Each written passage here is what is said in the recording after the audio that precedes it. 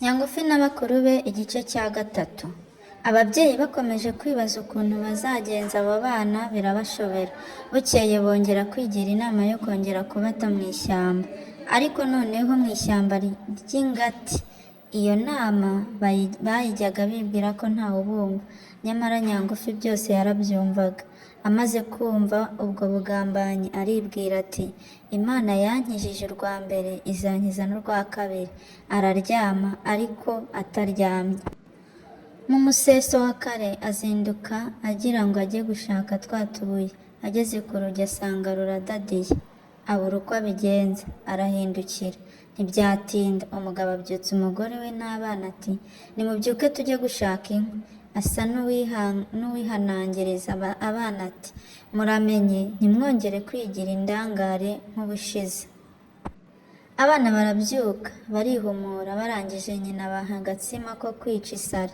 Nyangufi ake ntiyakarya, ahubwo aratekereza ati, ubwo mbuze twatubuye, uwakoresha uyu mutsima nkagenda nkumanyagura mu nzira data ari butunyuzemo byatuma dushobora kugaruka. Nuko awushyira mu gafuka ke maze arinumira. Ubwo ababyeyi nabo baba bamaze kwitegura, bashyira nzira baragenda, ariko noneho banyura indi nzira. Bakigera mu ishyamba, Nyangufi afata umutsima we atangira kugenda awumanyurira mu nzira se abanyujijemo. Barinda barigera hagati, aho se yashakaga kongera kubasiga. Bamaze kurigeramo, ababyeyi baza kurabukwa akarari k'ahantu h'icokori. Sinzi uko bongeye kureba ba bana ku jisho, maze bicoka muri ka karari bisubirira imuhira. Abana basigara muri rya shyamba. Abana babuze ababyeyi bagira ubwoba cyane kubera ko bari basigaye bonyine muri iryo shyamba. Nyangufi we ariko ntibyamukura umutima, kuko yari yizeye inzira iza kubasubiza imuhira. Nuko abwira abakuru bati, nimuhumure ndabereka inzira, munkurikire gusa ndabereka inzira igera imuhira. Abajya imbere yizeye kuyoborwa na wa mutsima yagiye anaga, ariko ntakamenye ko inyoni zawiririye.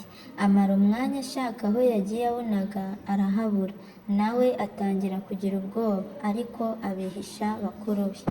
Bazerera iryo shyamba ryose, uko bagenda bakarushaho kuyoba no kuryinjiramo. Igicuku kimaze kuniha, haza umuyaga batigeze bumva aho bavukiye. Noneho kubera umwijima barushaho gukuka umutima. Inyamaswa zabikangaga zikagenda zinyuranamo nabo hirya no hino.